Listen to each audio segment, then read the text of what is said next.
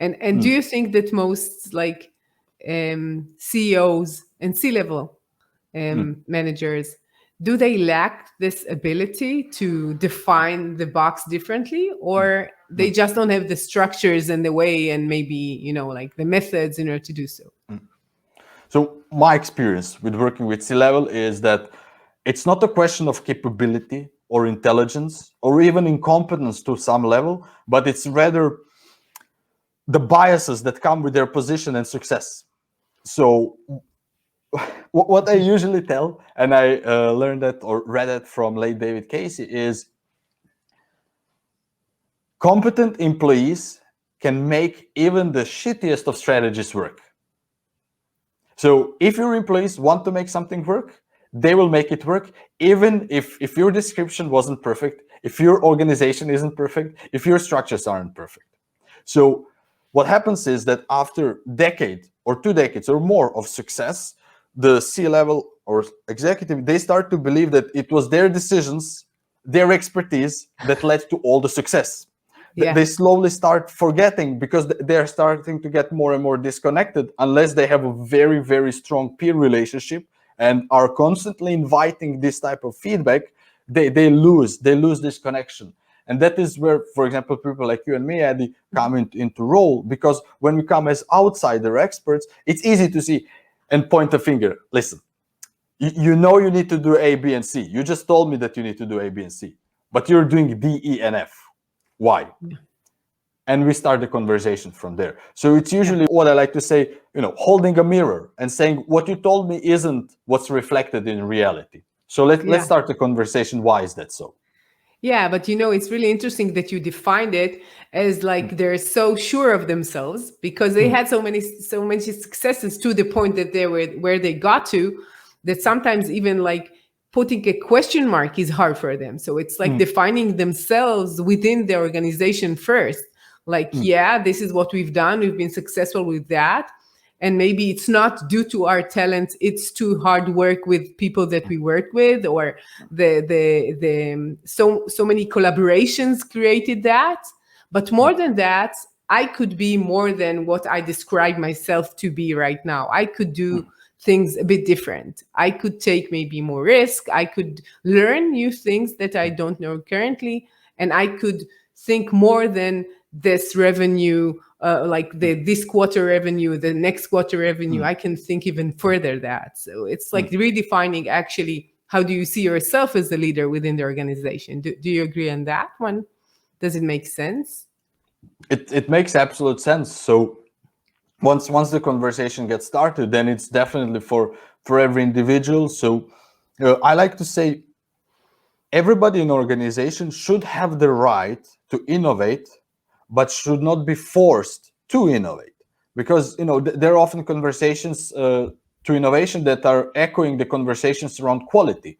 So quality should be everyone's job. Yes, everyone is responsible for quality, but that doesn't necessarily mean that everybody is measured on quality, unfortunately.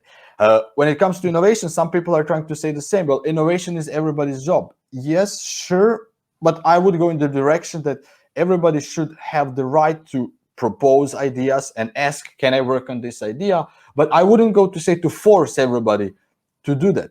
And tying that into our conversation around conservatives, executives, not conservatives. That was a Freudian thing. So going to there are different type of people.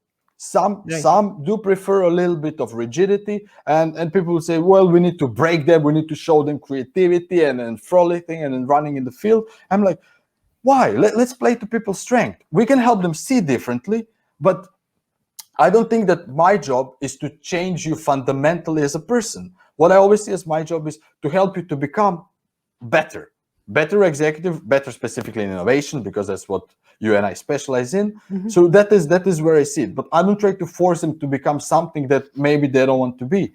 And that comes from my fundamental belief. When I approach my clients and everything, I don't assume they're broken. Like some approaches assume that people are broken, that they're incompetent, that they don't understand what they need to do. No, I go from, you're a successful person, you're a successful executive. The results are behind you.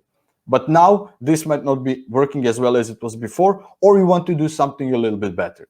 So let's start building on strengths. And there's a lot of also academic theory supporting similar approach. So kind of strength building has much better returns than kind of trying to avert weaknesses. So weakness is just avoid doing it, but don't try to transform it into a strength. But your strengths, try to exemplify them even more. So that is. And it felt a bit rambly.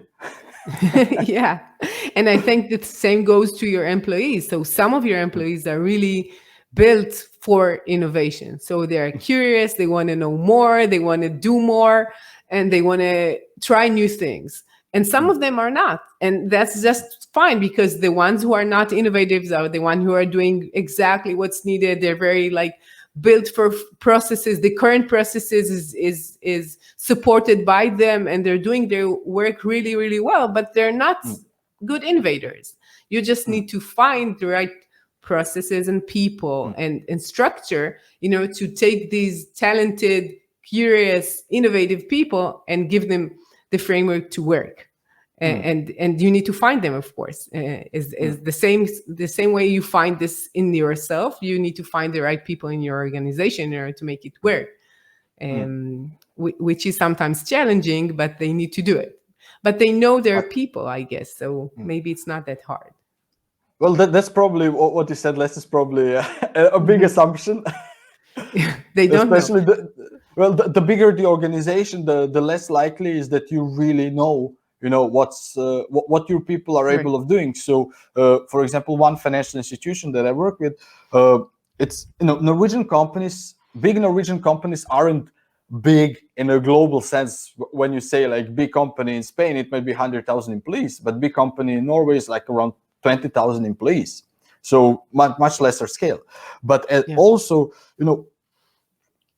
we don't know that many people. So if I had Adi in my organization, unless there's some connection between you and me, either through an acquaintance within the company, or maybe we accidentally had a lunch, or you had a talk that I attended, it's unlikely that I will know that I have an innovation expert in my company.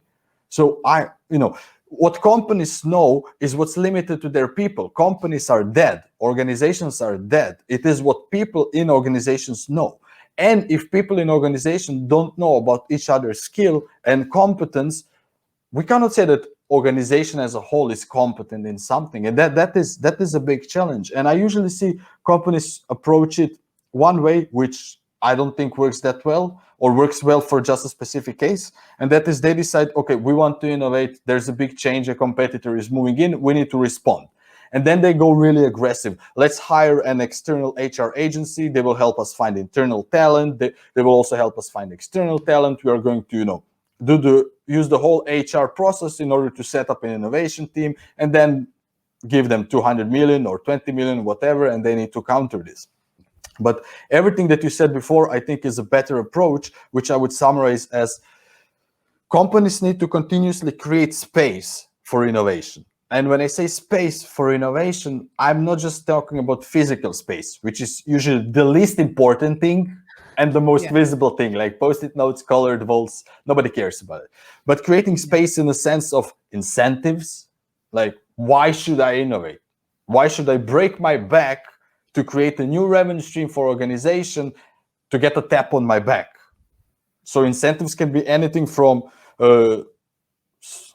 stock to bonuses or non-financial benefits. So everything is possible, but there needs to be an incentive structure. So that's one. But also support systems like access to HR, access to legal, access to IT, access to all these functions that exist within an organization, but cannot be used by average Joe. Not even executives can freely use that. So a head of business unit, even though he or she wields a lot of power, can rarely just go to group IT or group procurement and say, well, this is what I'm gonna buy. They can just fire back, follow the process. Yeah. Right. You want to hire a startup, follow the process. We don't care. And the process is for big vendors.